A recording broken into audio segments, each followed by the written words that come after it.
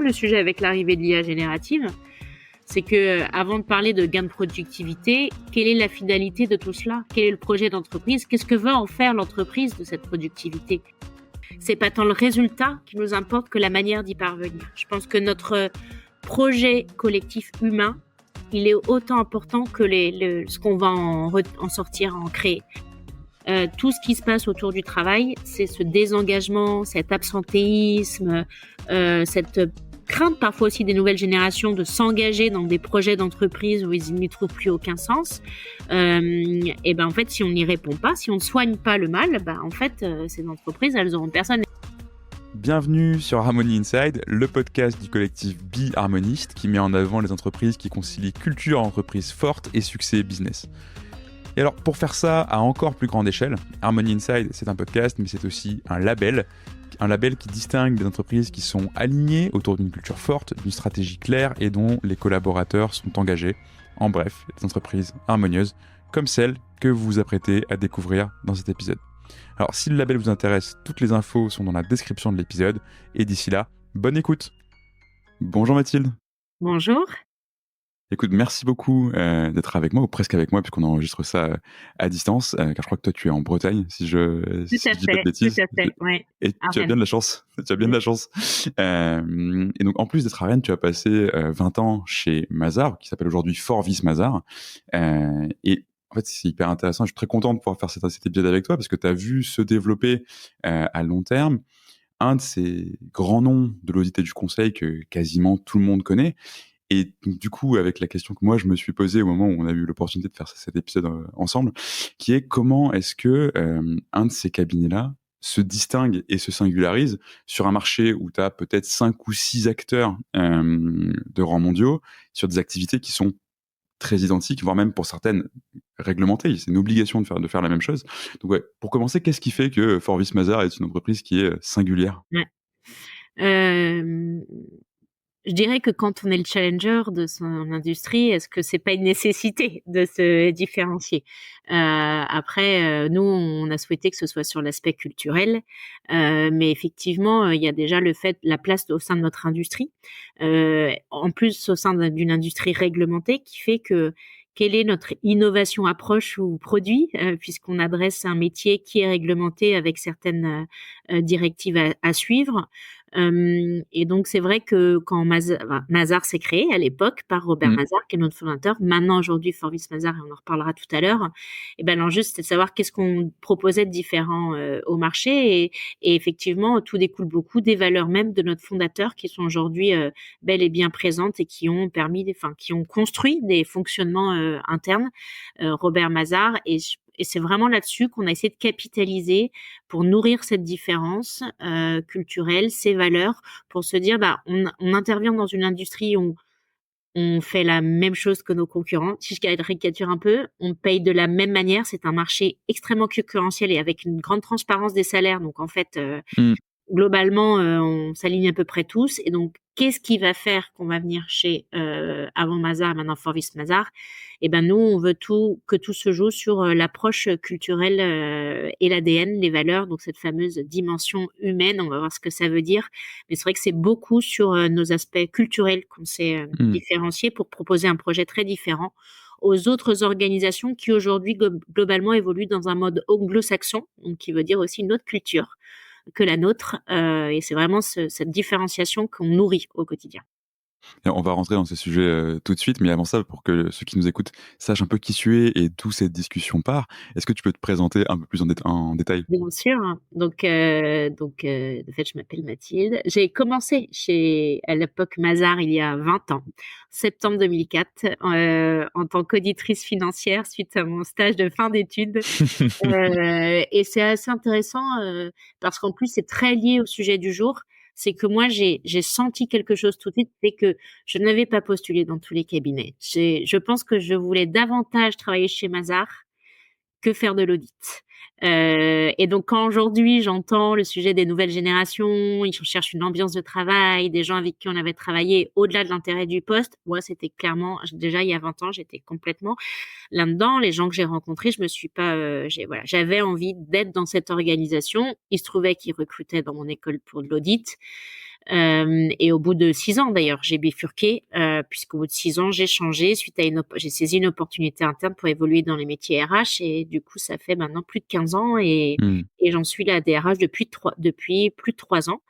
Et c'est un vrai attachement, c'est-à-dire que je fais d'abord et avant tout des RH chez Forvis Mazars. Hmm. Parce que je me sens totalement alignée avec le projet d'entreprise et les valeurs que ce projet veut défendre. Donc même pour moi, ça a été un choix déterminant à la fois dans mon envie de venir et d'y rester, puisqu'en 20 ans, bien sûr que je me suis posé la question de repartir. Bien sûr. Voilà, mais je suis très attachée. Et puis en parallèle, je suis également présidente du Lab RH, donc une association qui promeut l'innovation et la transformation de la fonction RH. Donc voilà, un peu passionnée de tous ces sujets plutôt humains, enfin profondément humains, je dirais même. Et justement, tu disais, il y a 20 ans, j'avais senti quelque chose qui faisait que j'avais pas postulé partout ailleurs. Visiblement, on voit l'impact que ça peut avoir pour une organisation d'être capable de dégager ça, puisque 20 ans après, tu es encore là et tu es leur DRH. Tu te rappelles, à l'époque, de ce que c'était, Ah, ces complètement, éléments-là? complètement. C'est ce qu'on appelle toujours. Alors maintenant, on dit la forme, pas facile pour nous, hein. Pareil, culturellement, quand le nom change. Je peux dire, même pour moi, je sais que c'est le point auquel je vais faire attention pendant tout Voilà. l'épisode. Je devrais dire la Forvis Mazars Touch, mais ce qu'on appelait à l'époque la Mazars Touch, c'est-à-dire quelque chose qu'on avait beaucoup de mal à définir, qui était quelque chose de plus émotionnel que de quelque chose qu'on pouvait expliciter, mais qui globalement se matérialisait dans la nature des interactions humaines, c'est-à-dire que, et c'est souvent les gens qui arrivent de l'extérieur, qui ont aussi de l'expérience ailleurs, donc maturité, qui peuvent aussi être en mesure de comparer, parce que nous, on emploie majoritairement des jeunes diplômés. On est Mm. leur premier employeur, donc c'est pas toujours évident de se différencier quand on n'a pas connu d'autres choses.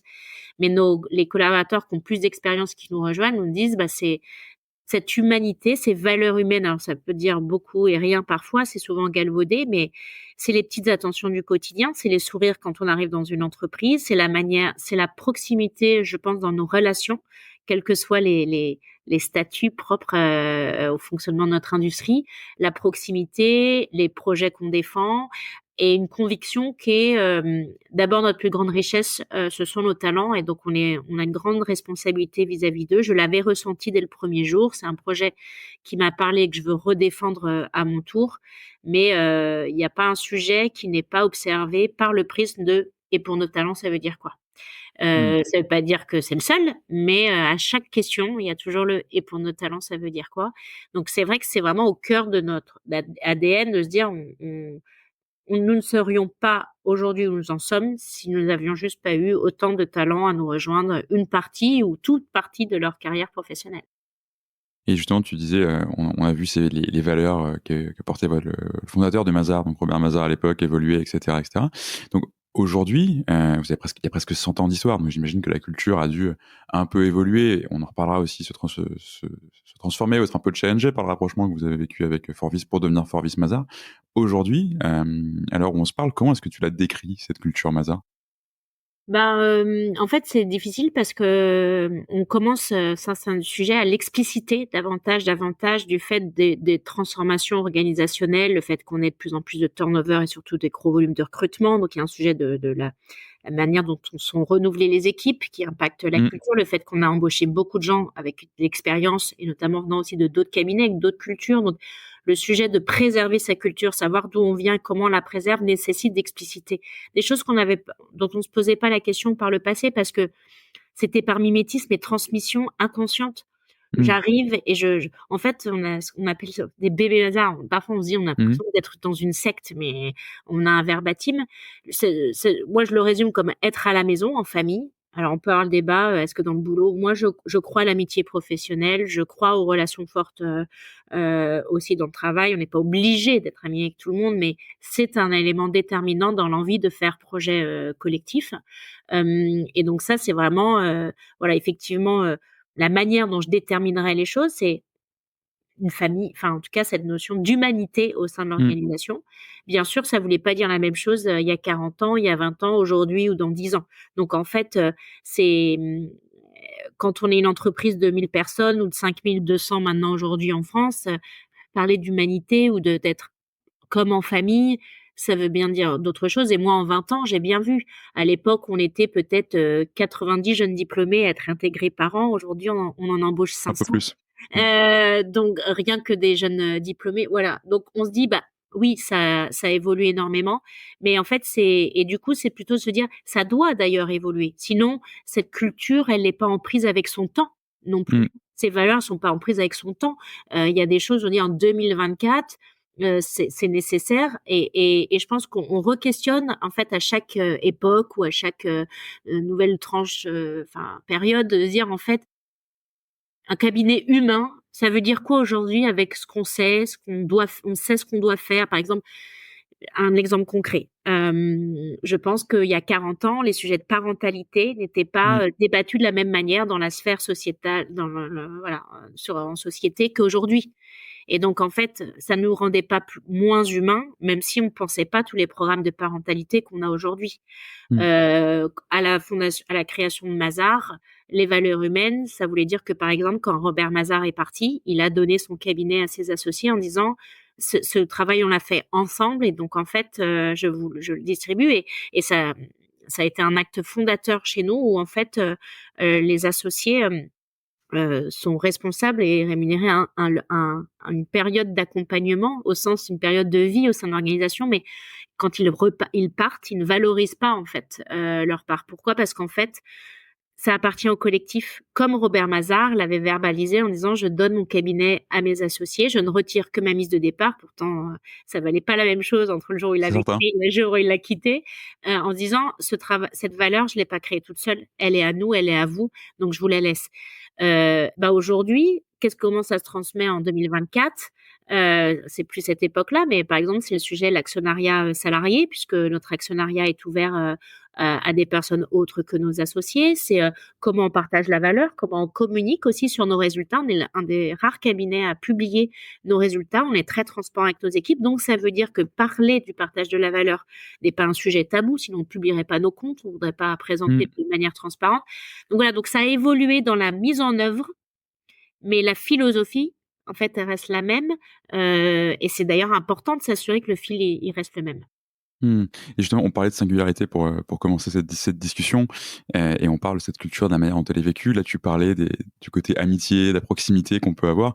C'est intéressant parce que tu vois, quand on parle, tu as parlé de parentalité et d'autres sujets, mais même sur des choses très quotidiennes de l'expérience d'un collaborateur, tu as des cabinets avec des cultures où quand tu es manager et plus, pour dire reprendre les terminologies, en gros, si tu es trop copain avec les gens qui sont en dessous de ton grade, on te le fait Mmh. savoir, quoi. Ah ouais. Et typiquement, ça doit être un exemple vu ce que tu me dis. Est-ce qu'il y a d'autres exemples de choses dans une expérience collaborateur chez Forvis Mazars qu'on vivra chez vous et qu'on vivra nulle part ailleurs?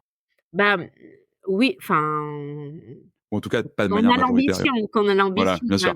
faut savoir être, je pense, humble aussi. Mais, en fait, nous, elle se commence à tout point de rencontre, je pense, en fait. C'est drôle, moi, j'ai le souvenir de ce qu'on disait, moi, mais il y a 20 ans, quand je suis rentrée, on embauche des talents, c'est pas pour leur dire, c'est pour les écouter et leur dire ce qu'ils ont envie de faire et non pas leur dire ce qu'ils doivent faire. Ça, c'était ce que Robert Mazars disait déjà à l'époque. Mmh. C'est visionnaire quand même, Oui, plutôt, oui, après il y a la 20 ans, oui. Seconde Guerre, quand il a créé ça, bah, même plus, lui, il a créé ça, après la Seconde Guerre, justement, en 45. Donc c'est extrêmement, voilà, c'est des choses qui tiennent, mais et quand on embauchait, la première chose qu'on nous disait en arrivant, c'est on vous prévient, on est très respectueux de ses collègues. Une collaboration, ça, c'est déjà des valeurs, c'est du respect, c'est de la politesse, c'est la manière dont on parle à ses équipes et à ses clients. N'allez pas voir les clients en posture haute. Vous sortez d'école, vous ne connaissez rien. En fait, c'était des petites choses de dire en fait, il y a un moment. Voilà, chacun peut rester à sa place à un moment. On a une façon d'interagir, les attentions. Et donc aujourd'hui, c'est quoi? C'est dans l'expérience candidat tout de suite, en fait. Le Mmh. sourire, c'est quand on va à la rencontre de nos étudiants. Quand moi, ça va jusqu'à comment je l'incarne en tant que DRH, comment le CEO l'incarne, comment. En fait, aujourd'hui, on est en recherche permanente de cohérence. Et il suffit pas de dire, mais il faut pouvoir le vivre. Donc c'est toutes les petites attentions qui font que bah, quelqu'un nous écrit sur LinkedIn, nous contacte sur un événement école et une connaissance de nos clients.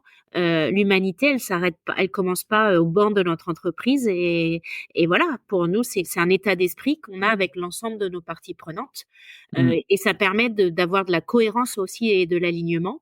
Mais voilà, mais c'est vrai que c'est très important que ça commence dès l'amont. Donc Mm. dès une rencontre avec un étudiant, sinon on n'est pas crédible du tout. Mm. Donc il y a ça, il y a tout le process de candidature, tout le respect, toute l'expérience candidat. Donc on travaille énormément sur l'expérience candidat. Bien sûr, on a tous les sujets d'engagement plus globaux. Donc il y a dans la relation managériale, il y a dans ce qu'on appelle l'hospitality chez nous. Là, on repense les services généraux parce qu'à dire en fait aujourd'hui c'est le sujet de l'hospitalité, avoir le Mm. sens de l'accueil. On veut que nos équipes elles donnent le meilleur d'elles-mêmes quand elles viennent chez nous. Est-ce que nous, à l'inverse, on donne le meilleur de nous-mêmes pour les mettre dans les bonnes dispositions? Donc en fait, c'est aussi extrêmement respectueux dans les conditions de travail, dans les outils qu'on va donner, dans les services qu'on va proposer. En fait, c'est sur l'ensemble de l'expérience collaborateur qu'on peut mesurer ça. Et c'est Mm. aussi bien les interactions que les outils, que les services, que les discours et les comportements visibles. Tout cela, en fait, contribue fondamentalement à cette culture-là. Et ce qui est difficile aussi, parce que du coup, ça challenge. Enfin, il y a, voilà, c'est vite casse-gueule quand même. Bien Donc, sûr. ça nécessite une grande exemplarité. Et on Mm. sait que c'est pas facile toujours d'être tous exemplaires, être toujours dans le bon comportement, la décision positive, éthique, responsable. Mais ça, c'est en tout cas quelque chose qui nous motive. Et je dirais, chez Forvis Mazars, moi, je l'ai beaucoup entendu et vécu. C'est pas tant le résultat qui nous importe que la manière d'y parvenir. Je pense que notre projet collectif humain, il est autant important que ce qu'on va en sortir, en créer. Et c'est pour ça que dans toutes les décisions, tous les projets, l'aspect talent, équipe, hôte, collectif, hein, il est toujours challengé en disant est-ce qu'on est bien dans notre projet collectif. Et tu as un exemple de ça, justement, tu l'as mentionné 2 fois, le côté, Euh, dès qu'on a une question, on le regarde aussi à travers le prisme des talents, donc Bah, sur des plein, choses, de hein, parce recrutement, que c'est on facile. travaille sur les sujets là de renouvellement de gouvernance. On a un Ouais. manifesto. Alors moi, c'est sûr, mon rôle, c'est de m'assurer que ce Bien regard-là est sûr. toujours porté. Donc déjà, le fait d'avoir au sein d'un cabinet dans notre industrie officiellement la DRH comme membre à part entière de comité exécutif, c'est déjà très peu courant. Donc Mmh. c'est une illustration. Et on le Mon rappelle rôle, jamais c'est assez, c'est très voilà, nécessaire. exactement. Et ouais, c'est tellement évident. Mais bah, pourquoi? Parce qu'en fait, on n'est pas business et dans ces cultures-là, si on n'est pas associé, on n'est pas dirigeant. Mais en fait, Ouais. c'est pas un sujet, c'est un sujet d'apport. Moi, mon apport, c'est de m'assurer que justement, d'être gardienne de cet engagement, de ces valeurs, cette ADN. Et là, on écrit le manifesto. Bah, j'ai cette responsabilité de le dire si j'estime que, donc moi, je le relie avec mon prisme qui est, est-ce que Mmh. les équipes vont y trouver leur compte? Est-ce que les Mmh. indicateurs sociaux et RH, et là, oui, par exemple. C'est-à-dire on est très drivé business, mais on a mis en même temps sur le même niveau, en termes de réussite à 4 ans, le taux de satisfaction de notre INPS, qu'on veut à Mmh. 80%. Ce qui est très ambitieux sur une entreprise de 5200 personnes. 80% de taux de satisfaction avec 80% de répondants. Et donc, en fait, cet objectif, par Effectivement. exemple, il est mis au même niveau que la satisfaction client et, Mmh. et les résultats financiers. Donc ça, Mmh. c'est un exemple pour moi où en fait, on met bien à chaque fois le projet collectif, le projet humain au même niveau. Ensuite, ça va être sur tous les sujets. Bah voilà, quand on est sur les politiques de rémunération et qu'on prend des positions sur les équipes, bah, est-ce qu'on a le même comportement exemplaire, bien évidemment, sur le management, parce qu'en fait, ça va dans les deux sens.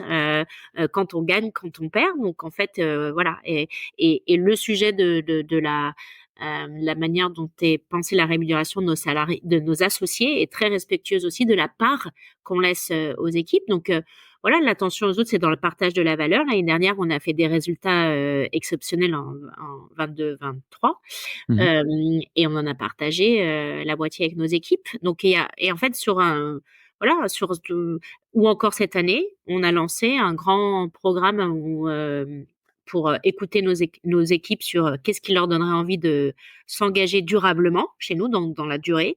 Et on a organisé des ateliers où plus de 1400 collaborateurs ont passé un atelier de 3 heures sur le sujet. Donc c'est énorme en termes Mmh. d'investissement temps Et Oui, complètement. c'est pas du facturable pendant ce temps-là. 1500 personnes fois 3 heures, ça commence à chiffrer.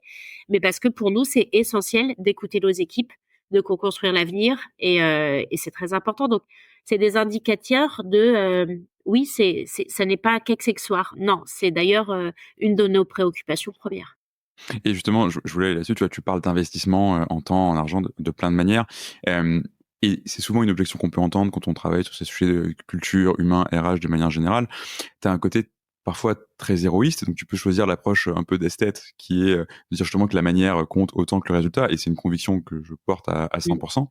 Mais tu as aussi le côté de est-ce qu'on fait tout ça pour la beauté du geste, tu vois? Et justement, pour revenir sur cette singularité-là, vous êtes quand même Oui, je vois un ce que métier tu veux dire. de gens, de people, devant des clients. Comment est-ce que cet investissement-là, en fait, à terme, il paye pour vous de manière très business? Ah, c'est un enjeu business, on va pas se mentir. Après, c'est déjà très gratuit. Je connais plein d'autres cabinets qui adressent ces enjeux business sans préoccupation des enjeux Bien humains. Donc, évidemment. et ça marche aussi. C'est peut-être Mmh mh. moins, moi, j'ai peut-être un risque de plus court-termisme, mais pour autant, il y a des modèles qui le montrent aussi, hein. Mmh. Donc, je pense, bien sûr que ça sert le business, mais et je suis très à l'aise de dire en fait l'enjeu faire se rejoindre et les enjeux business et les enjeux, on va dire éthiques, c'est plus des notions d'éthique, de responsabilité sociale. Moi, j'y crois beaucoup. Mmh. On le ferait moins, on gagnerait encore plus. Donc en fait, c'est bien, c'est et donc à court terme. Je dis pas à long Mmh. terme. C'est Mmh. là où il faut dégager le court terme du long terme. À court terme, je prends l'exemple des ateliers où 1500 personnes ont pensé 3 heures. Si on l'avait pas investi, on aurait gagné encore plus. Mmh. Mais est-ce que durablement, dans la durée, on y gagne? Je ne suis pas certaine. Moi, je suis convaincue, et que ce soit au sein de notre industrie ou au sein de toutes les industries, que les projets qui seront les plus résilients seront profondément sociaux avant tout. Parce Mmh. qu'aujourd'hui, tout ce qui se passe autour du travail, c'est ce désengagement, cet absentéisme, cette Mmh, crainte parfois aussi des nouvelles générations de s'engager dans des projets d'entreprise où ils n'y trouvent plus aucun sens.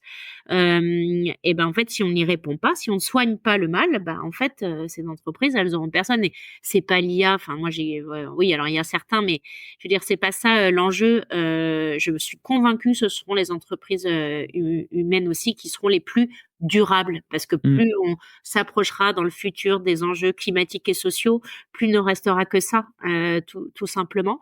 Donc, oui, peut-être qu'on y perd à court terme, on y gagne à long terme, mais en tout cas, chez Forvis Mazars, on a compris que c'était extrêmement lié. Bien Mmh. sûr que l'engagement, déjà, conduit à la rétention, voilà, et que c'est un enjeu dans notre industrie quand même, hein, d'avoir des gens. Et puis, les gens engagés sont plus productifs. Bien sûr. Mais c'est pas mal, ça n'enlève rien à la beauté du geste, parce que déjà il y a plein qui s'en affranchissent, et surtout, bah, tant mieux si on peut Mmh. faire, pardon, parce que j'aime pas le terme bonheur, mais du bien et que ça paye. Enfin, quelque part, le Complètement. faire bien et que ça paye. Bah, j'allais dire, du coup, c'est win-win, voilà. Moi, je trouve que c'est plutôt que ça met un petit warning, c'est que l'engagement, ça a une limite. L'engagement, ça a une limite sur notamment la santé des gens. Oui, il faut pas être Et dans un surengagement où tu te voilà, exactement. ouais, Et en on est fait, d'accord. c'est un sujet, et c'est parfois un sujet chez nous aussi, parce que quand Mmh. on est autant attaché à ses collègues, mais du coup, il y a beaucoup d'affect, en fait, dans la relation qu'ont les collaborateurs avec notre Mmh. organisation. Je serais mal placée pour dire le contraire, mais surtout, je parle au nom de plein de gens qui me le disent. Il y a quelque chose de spécial, les gens n'arrivent pas toujours à expliciter. On le voit avec nos alumni, on le voit, enfin, on a tellement d'histoires fabuleuses, et même dans notre INPS, dans la manière dont nous le disent nos équipes, de la Mmh. fierté, du sentiment d'appartenance, et pourtant c'est pas toujours facile. Ça veut pas dire que tout est parfait. Et donc ça, oui, ça peut questionner, quand parfois c'est trop d'engagement, ça crée aussi du mal-être. Et donc ça crée du mal-être. Aussi, dans les sujets de culture, quand c'est trop fort, parce que nous on se posait la question de est-ce que c'est ça autant de cultures, enfin, en tout cas de sentiments d'appartenance à cette culture, Mmh. parce que ça questionne le sujet des intégrations et Mmh mh. notamment, nous pendant des années, on n'a pas intégré de gens qui avaient une autre expérience avant, venant de d'autres environnements culturels. On a dû le faire sur les 3 dernières années, ça n'est pas facile et Non, c'est pas certainement facile. nous-mêmes ne sommes pas, voilà, on n'a pas été habitués, donc ça a plein d'avantages, notamment business, mais ça peut avoir aussi des limites en termes de Mmh. santé, en termes d'intégration de nouveaux profils, et donc d'innovation, de capacité à être challengé, à challenger l'organisation. Donc voilà, heureusement qu'on a cet effet quand même turnover structurel chez nous qui fait que Mmh. on a l'habitude de renouveler quand un certain nombre d'équipes. Mais voilà, mais donc ça n'est, voilà, il y a quand même ça peut être limitant parfois. Ça n'est pas Mmh, bien sûr. la règle.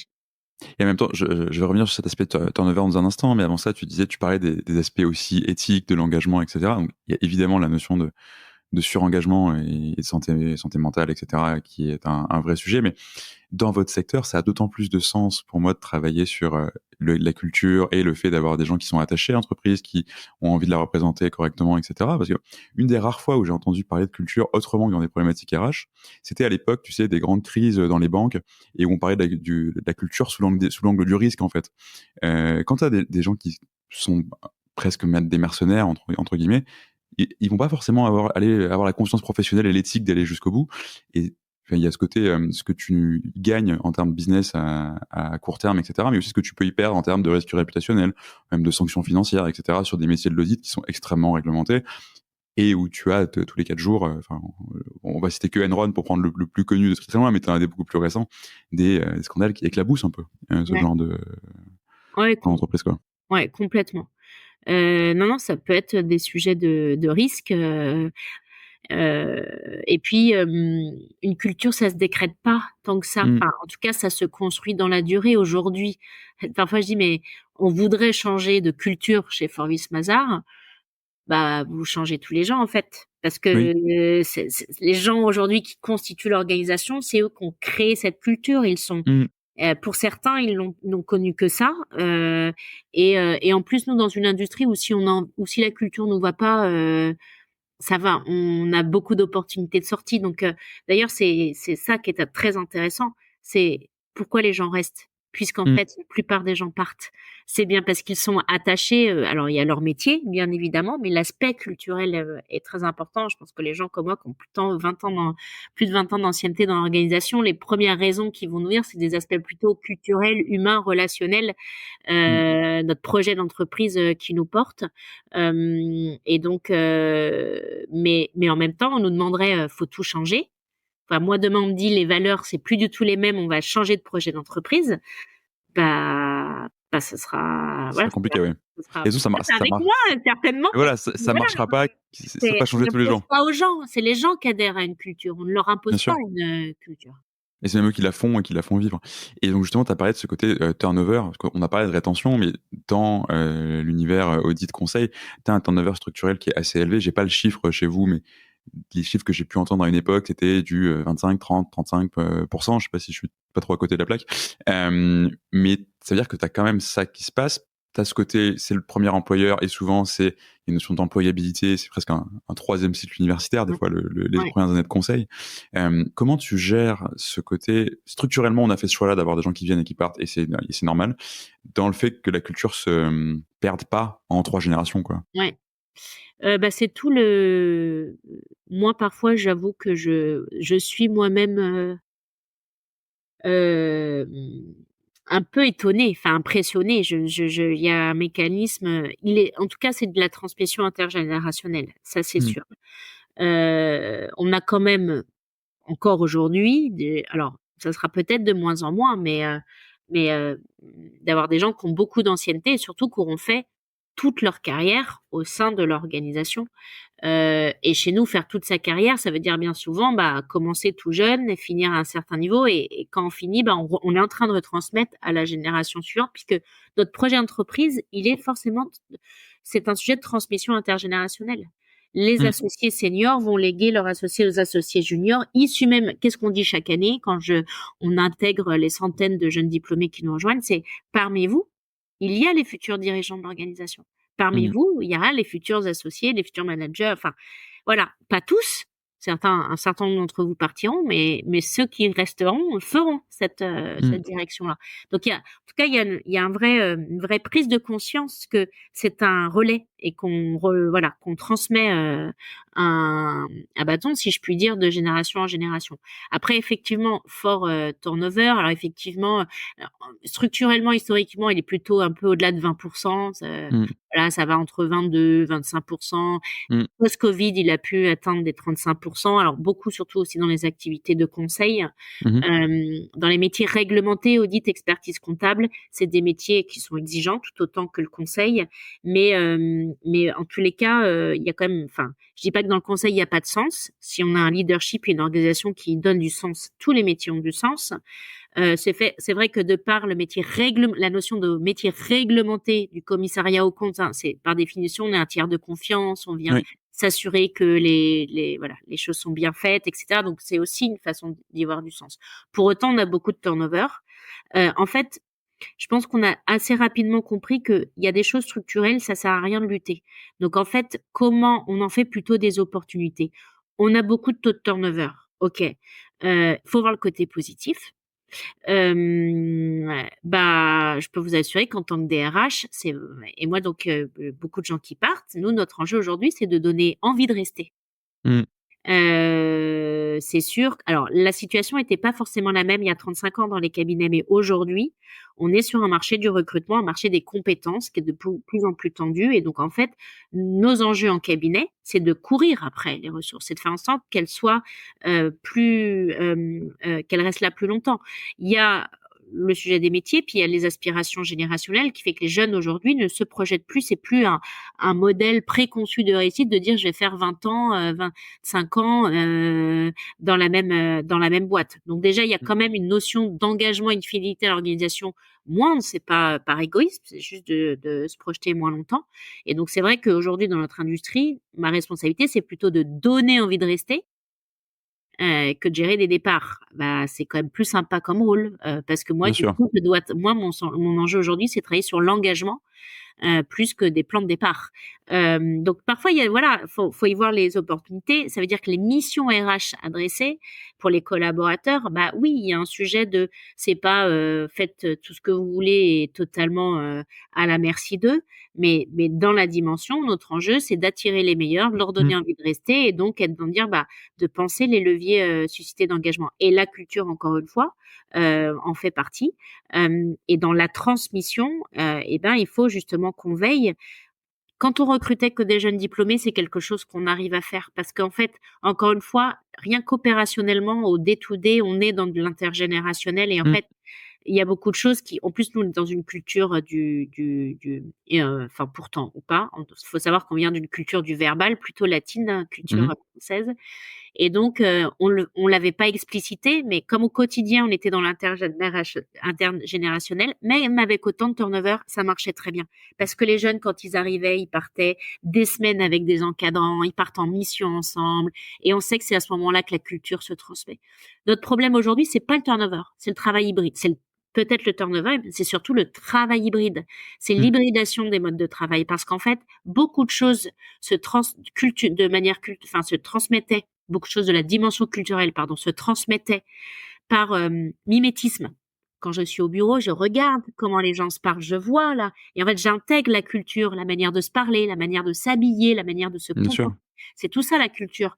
Sauf qu'avec le travail à distance, il y a plus ce mimétisme possible, surtout Mmh. avec des gens qui viennent parfois plus au bureau. Donc c'est d'ailleurs nous quand on a pensé la charte de télétravail, on l'a pensé à l'envers. C'est qu'est-ce qu'il faut comme minimum de présence Mmh. pour être sûr que ce socle. Et on était parti sur une cible, on voit qu'aujourd'hui c'est pas suffisant, donc on va la repenser.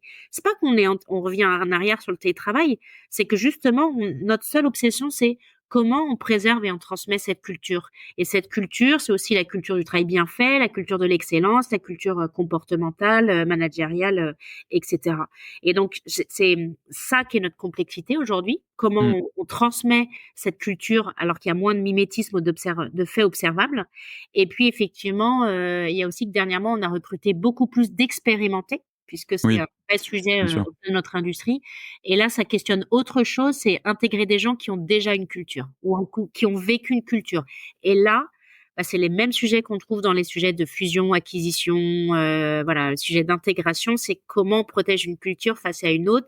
Alors nous, c'est pas massif, mais on n'est pas 10 000 acteurs du secteur. Donc, il suffit Mm, de recruter plein de gens qui ne se connaissent pas, mais d'un ancien même cabinet, et déjà, on a un afflux culturel autre qui s'intègre chez nous.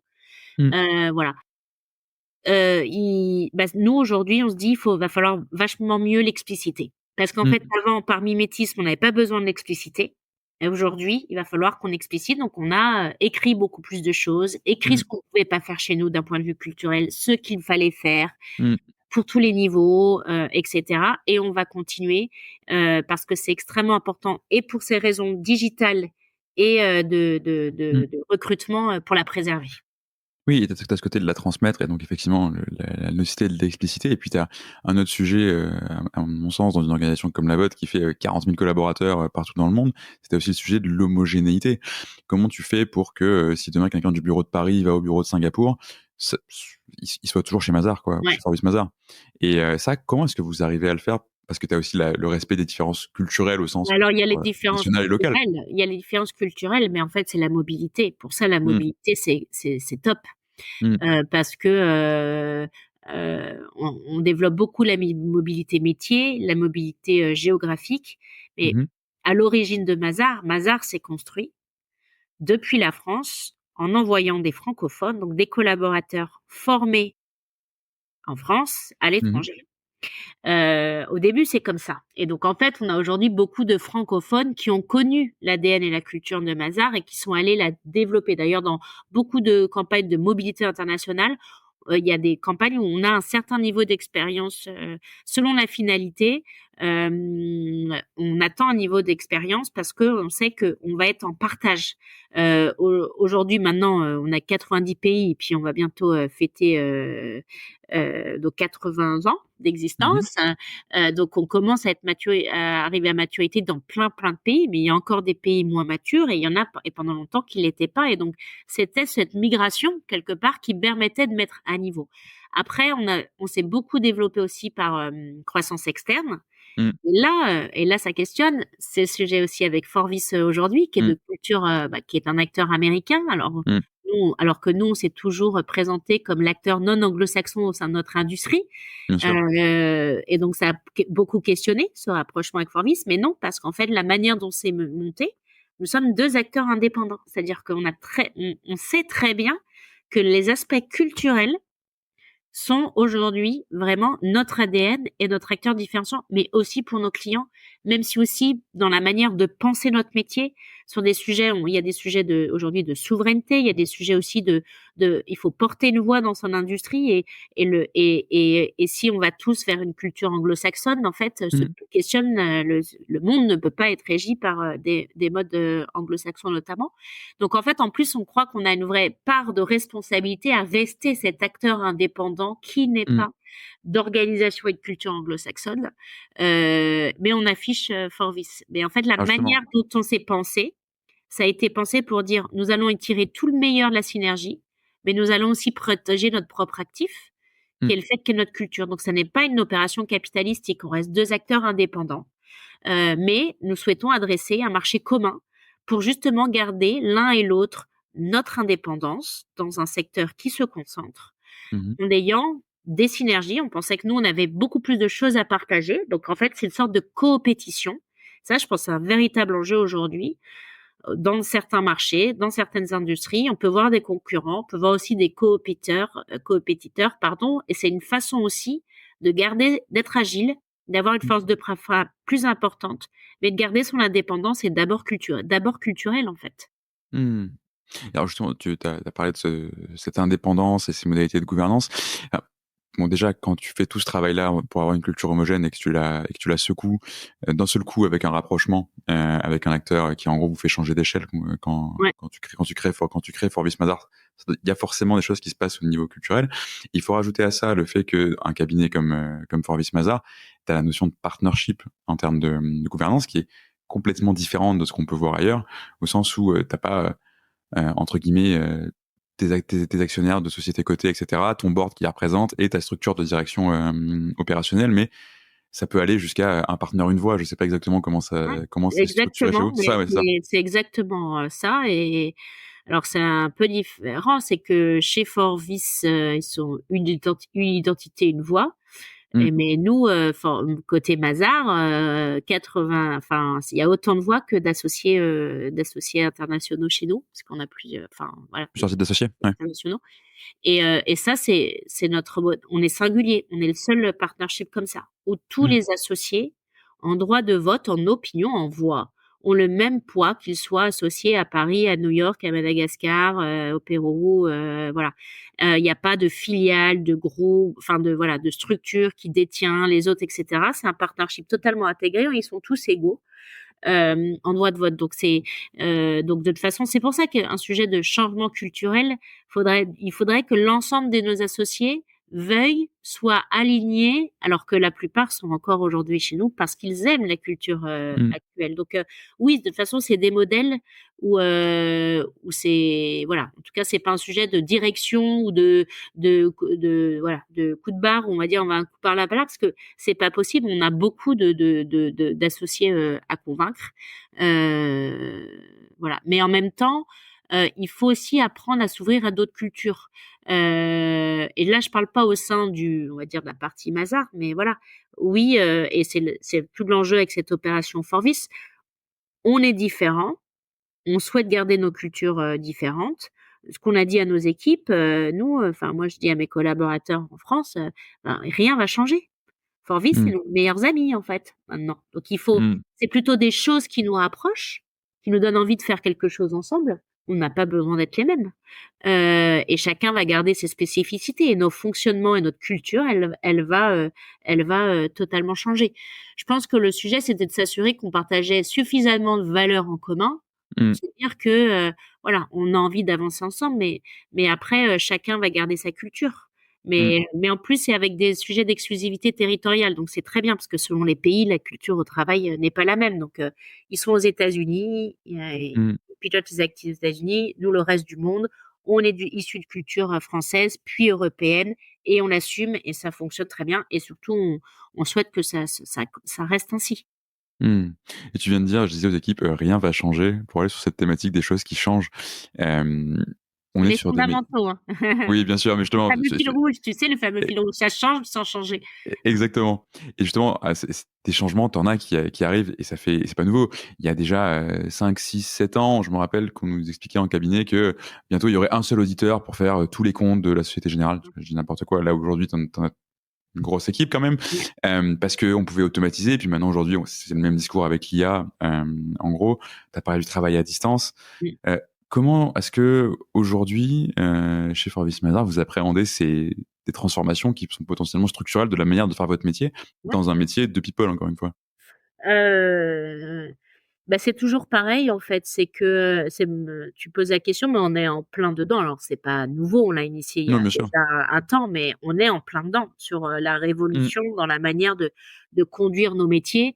Et c'est sûr que l'accélération technologique ces dernières années, et qui plus est avec l'IA générative, nous permettent d'avoir un bon. Mais c'est pareil dans tout sujet de transformation. C'est comme le sujet avec l'arrivée de l'IA générative.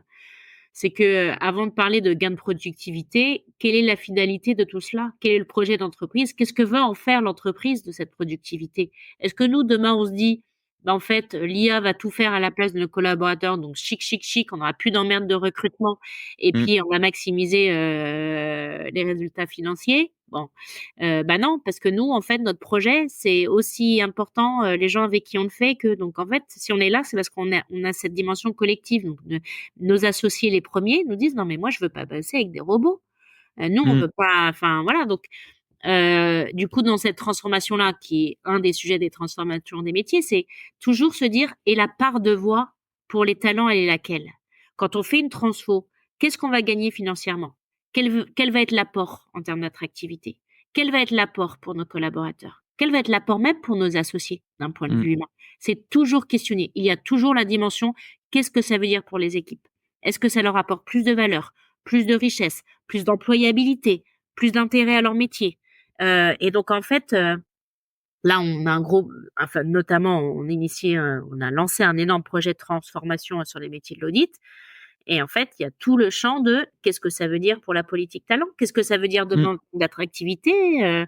On doit être encore plus attractif. Il faut avoir encore des gens plus engagés. Et surtout, on a envie d'avoir encore plein de gens avec nous. Donc, qu'est-ce qu'on va leur faire faire? Comment on peut leur donner envie encore de s'intéresser? Donc, je trouve que d'ailleurs, derrière tous les enjeux technologiques, c'est des enjeux RH au sens sociaux du terme. C'est pas Mm. forcément c'est pas que la DRH qui est concernée, c'est l'ensemble de l'organisation, mais c'est d'abord un projet d'humain en fait. Mm. Qu'est-ce qu'on veut faire avec tous ces outils ou ces nouvelles technologies? Quel est notre projet d'entreprise? Quelle est notre vision? On emmène où notre collectif? Et donc moi là-dessus, je suis assez, enfin, rassurée non, parce que je suis pas sûre que toutes les organisations le prennent ainsi, mais je suis en tous les cas convaincue que c'est de cette manière-là qu'il faut aborder les choses. Et justement, sur cette vision-là, tu vois, il y a beaucoup le discours de l'IA va remplacer Ouais. beaucoup de collaborateurs, etc. Enfin, tu vois, t'as des entreprises qui vont dans cette direction-là. Je pense que t'as une fintech suédoise qui a viré la moitié, ou qui va virer la moitié de ses collaborateurs pour les remplacer par de l'IA avant d'aller à l'IPO, ce qui donc du coup leur permettra de faire une très belle IPO probablement. Euh, à l'inverse, c'est quoi le contre-discours qui soit pas complètement dystopique? Et est-ce que tu as des éléments sur cette vision-là que tu portes justement de ce que ça veut dire Bah, pour des équipes? ouais, pour les équipes, non, moi je crois pas que l'IA va remplacer, même si après l'IA générative, l'IA agentique va nous permettre d'avoir chacun un avatar virtuel qui fera des choses. T'auras plus qu'à lui dire merci de faire ci ou de faire ça. Euh, Moi, je pense que c'est juste qu'on entre dans une nouvelle ère où la plupart des métiers vont être revus à la lumière de l'IA. Mmh. Des métiers disparaissent, des métiers vont naître. Non, les métiers vont se transformer. Voilà. On prend l'exemple, enfin c'était déjà le cas quand on s'est dit les caisses enregistreuses vont arriver dans les magasins, il y aura plus ou les caisses automatiques, il y aura plus besoin de personnes aux encaissements. En fait, oui, mais ces mêmes personnes-là qui faisaient ça avant, maintenant, elles vont être dans l'accueil, dans l'accompagnement des clients en magasin, par exemple. Et donc on voit bien qu'en fait, moi, je crois beaucoup à ça, en tous les cas. De me dire Mmh. aujourd'hui, l'IA générative va amener de la productivité. Et moi, je pense que c'est surtout, ça pose la question de la finalité, c'est qu'est-ce qu'on veut faire de cette productivité? Soit on veut juste maximiser les gains financiers et on remplacera les individus par les IA. On maximise financièrement. On se réinvente pas, on brainstorm pas, on innove pas, on n'est pas en train de penser le futur, on est en train de maximiser les profits. Ça marchera, ça sera pas durable. Donc ça dépend aussi où en est la boîte en termes de maturité, le dirigeant en termes de finalité. Hein. Si c'est un mec qui pense juste à la revendre, il en a rien à faire. Ou une nana, pardon, c'est pas genré. Voilà. Ou si c'est quelqu'un qui veut transmettre de génération en génération, qui espère Mmh. toujours exister dans 10 ans ou dans les successions de boîtes familiales. Et je pense que là, déjà, on a un Bien autre sûr. prisme. Après, on peut se dire, cette productivité-là, elle est rendue aux salariés.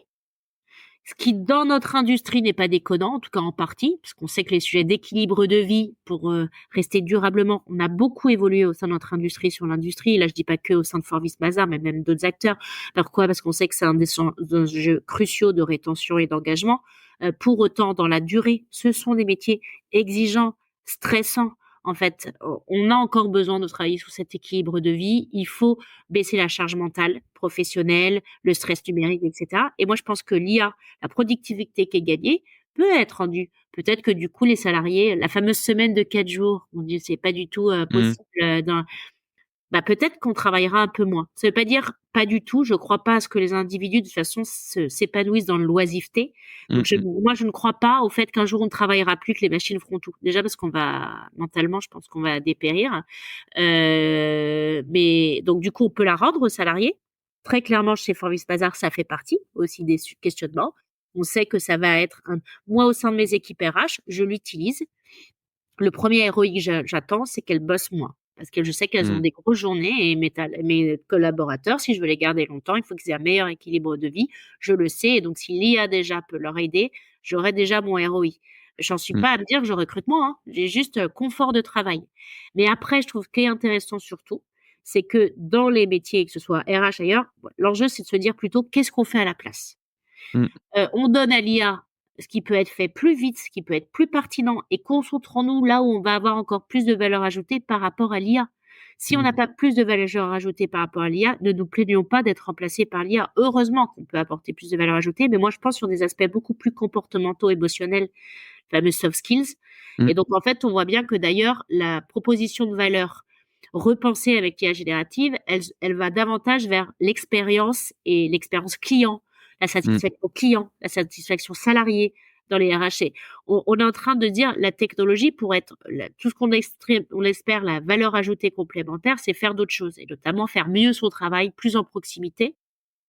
Nous, il y a les sujets de management, par exemple, Mm. avoir Mhm. plus de temps pour manager.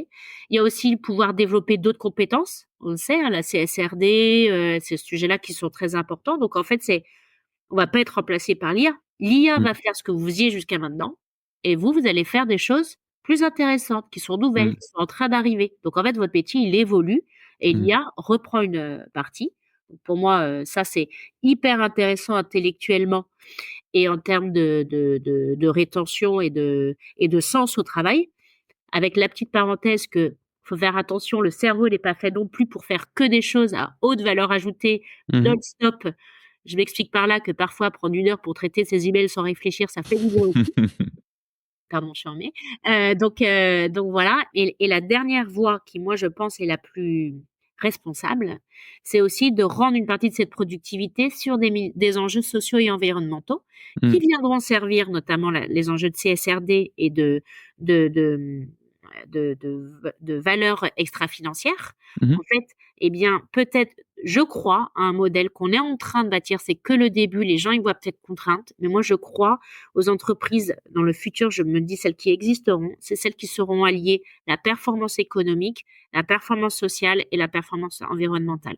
Et ça vient questionner de c'est quoi la performance? C'est quoi Mm. la valeur créée? Et donc, si on se dit que c'est plus du tout que financier et que les indicateurs qu'on a aujourd'hui, demain, feront qu'on a des financements, en fait, il va falloir qu'on investisse sur la partie extra-financière. Et bien, la partie extra-financière, c'est peut-être se dire, bah, mon auditeur, il a gardé 20% de productivité. Il y a 10% qui va rendre dans une mission de mécénat, par exemple, d'associatif, etc., que je pourrais valoriser pour Mm. le compte de mon organisation, comme de la valeur extra-financière produite. Et en Mm. fait, là, on est gagnant-gagnant. Tout le monde se sent un peu plus utile. Ça fait de la valeur pour l'entreprise. Et bien sûr, on n'est pas remplacé par les IA. Et effectivement, on passe de se concentrer sur la manière et sur le résultat à redéfinir la notion de résultat. Ouais. Euh, Pardon, j'étais un peu longue. Mais non, c'est passionnant. Merci, merci Mathilde. Justement, on arrive aux questions traditionnelles de fin. La première, c'est, tu as eu la gentillesse de répondre à toutes mes questions et je t'en remercie. Est-ce que, si je te rends la politesse, il y a une question que tu veuilles me poser en retour sur ce sujet de culture entreprise? Bah, est-ce que, voilà, c'est vrai que la culture, on le voit toujours très positivement. Mm. En fait, ma question, c'est plus, dans tous ces enjeux-là, c'est comment on on en fait un cadre, mais pas un dogme, pour les équipes. C'est-à-dire, c'est Mm. où est la frontière entre alors mais là, ça devient du clonage et un peu, sectaire votre truc, elle est suffisamment robuste pour être résiliente, dans l'avenir. C'est-à-dire, je trouve que c'est parfois, voilà, l'équilibre, en tout cas la limite à franchir, pas toujours simple. Alors, tu as plusieurs manières de répondre à plusieurs dimensions dans cette question. Pour moi, d'abord, tu as le côté, c'est pas parce qu'on a une culture forte qu'on est une secte. C'est normal d'avoir une culture un peu clivante et c'est aussi fait pour ne pas laisser rentrer n'importe qui. Tu parlais de recrutement d'experts. Si demain tu recrutes un associé et que tu te rends compte que il est sûrement très bon en business mais qui ne fit pas avec la culture, tu vas t'épargner beaucoup de temps en t'en rendant compte rapidement. Ensuite, la culture, la manière dont je la vois et dont on la voit chez nous, c'est un cadre qui permet de l'autonomie et c'est un support pour les équipes. C'est-à-dire que tu vas beaucoup travailler sur du comportemental. Tu vas notamment t'as les notions de raison d'être qui vont donner du sens, les notions de vision qui vont savoir où est-ce qu'on va collectivement, et puis les notions de valeur qui vont dire, décliner en comportement, qu'est-ce qu'on fait chez nous et comment est-ce qu'on travaille chez nous.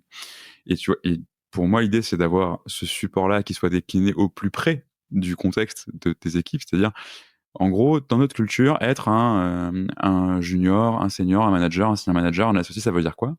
Voilà ce qu'on s'est mis collectivement d'accord pour dire.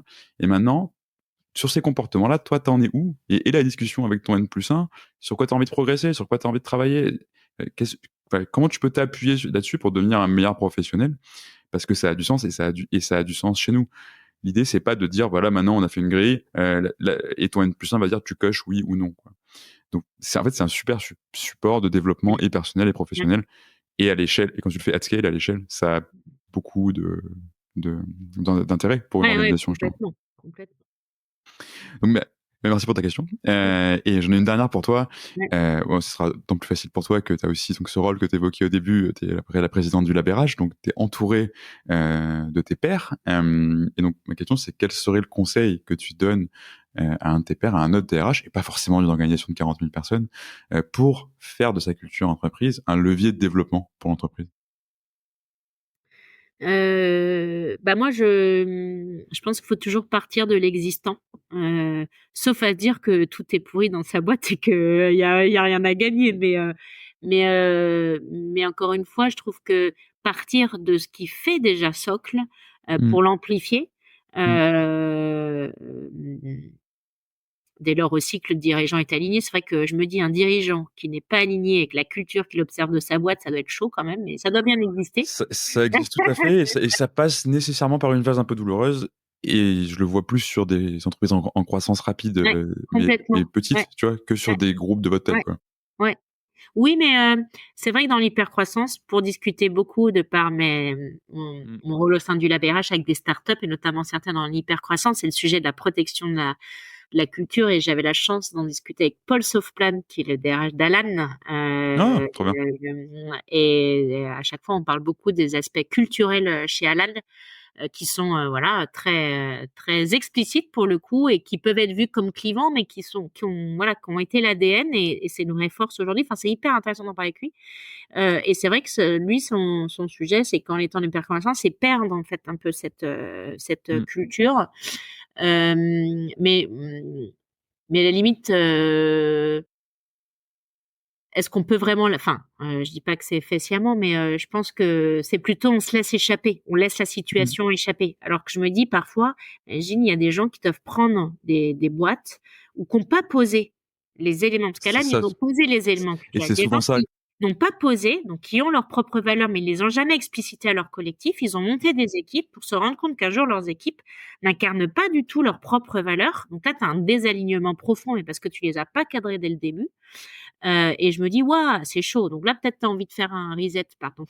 Mais sinon, j'ai envie de dire, moi, je suis plutôt partisane de partir du vécu, du réalisé. C'est-à-dire, nous, aujourd'hui, la culture, notre culture, elle est telle parce que les collaborateurs disent qu'elle est ainsi perçue. D'ailleurs, qui est là pour dire c'est quoi les valeurs de la culture? Pour moi, j'allie beaucoup l'expérience vécue, la perception, et la culture. C'est pas tant une décision ou un discours, c'est ce qui est réel, c'est ce qui est perçu. Donc il n'y a que les collaborateurs en tant que tels, individuellement et donc collectivement, qu'on peut dire on le vit comme ça, donc c'est ça notre culture. Et c'est pas quelque chose d'autre.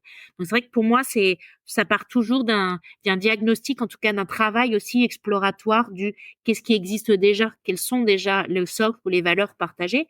Est-ce que c'est ça? Est-ce que je peux en faire quelque chose? Est-ce que c'est suffisamment différenciant?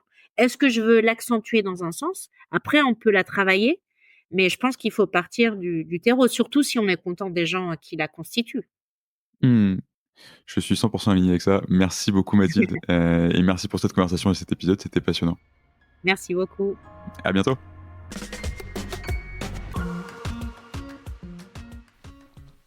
Merci d'avoir écouté cet épisode jusqu'au bout. Si vous êtes là, c'est sans doute que ça vous a plu. Si vous voulez nous aider, n'hésitez pas à partager cet épisode à votre boss, à votre ami qui veut monter une startup depuis toujours, ou à toute personne qui pourrait être intéressée par la culture entreprise. Vous pouvez aussi vous abonner sur Apple Podcasts, Spotify ou toute bonne application de podcast. Et vous pouvez également nous laisser un avis 5 étoiles de préférence sur Apple Podcasts. À très bientôt pour un nouvel épisode et merci à tous.